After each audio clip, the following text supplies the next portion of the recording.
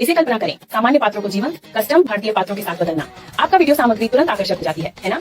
यही हमारी वीडियो पात्र प्रतिस्थापन सेवा करती है। जिस एल्गियम ने अपनी सहभागिता में तेजी देखी है, मैं इसकी गारंटी दे सकता हूँ। न केवल दृश्य को बदलना, बल्कि उन्हें सहजता से बढ़ाना भी कहानी को मजबूत और असली बनाए रखता है।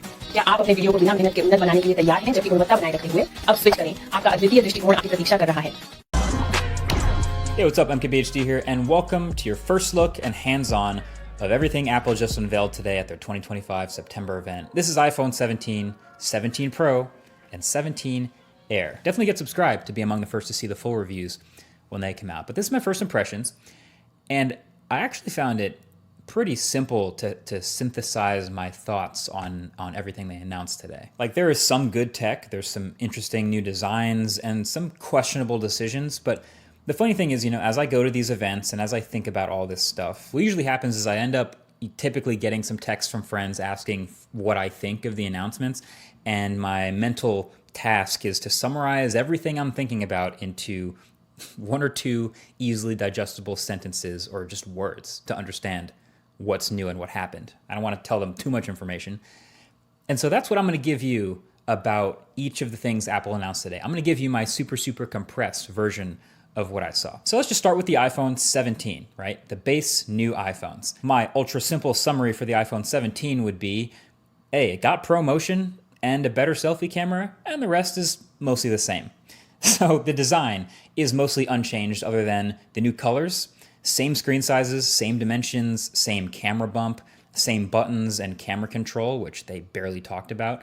But there's a new A19 chip inside, which we expected. That should see some nice performance gains and efficiency bumps, roughly 20% faster CPU, which is nice. And battery life should be a few beats longer.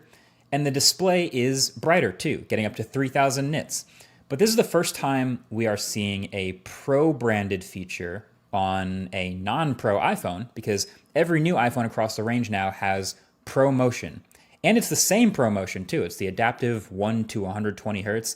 Doesn't seem to be handicapped at all. It's funny, we always used to have that, regular people don't care about 120 hertz argument, but now here it is on the new base iPhones. So, hey, sounds great to me. This makes the base iPhones much more usable, and so does the new base storage of 256 gigs. So those are welcome upgrades. But the other new thing was the selfie camera.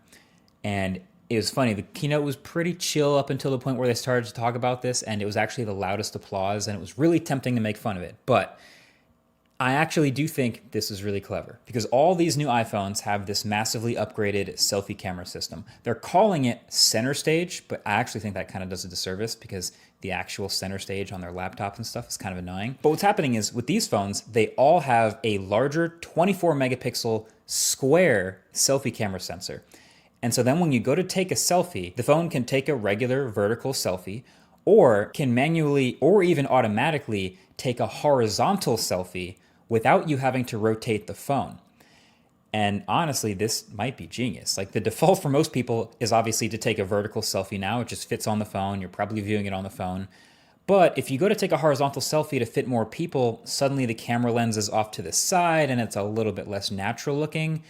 So now, since the selfie camera is larger and a square, it can literally just crop an 18 megapixel selfie in portrait or landscape, and for videos or photos.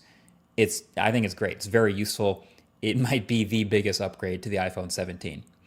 So then there's the iPhone 17 Pro.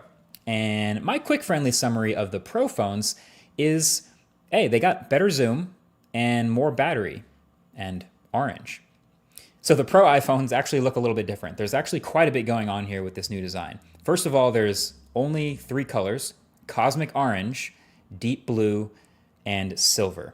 Really bumming me out that there's no black Pro phone. But then I remembered Dbrand exists. Never mind. But then the thing that's going to catch everyone's eye on the back is the camera bar up at the top, which is what Apple keeps calling in their keynote a plateau. It kind of looks a little bit like the Pixel's visor, or frankly what we've been seeing on a ton of other Android phones for years now, just a huge bar across the top of the back of the phone. But it's actually not just cameras in here.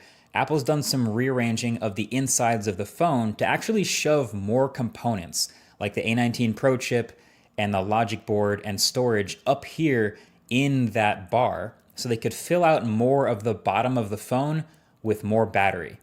And that approach is going to make even more sense in a little bit. But my first reaction to that is, oh, yeah, great. That sounds like these Pro phones might actually come with a real substantial battery upgrade from last year, which is again very welcome. Now you might also notice some other little things like the millimeter wave antenna at the top of the phone and the ring around that plateau actually also being an antenna. But then the other new design element is that they actually switched back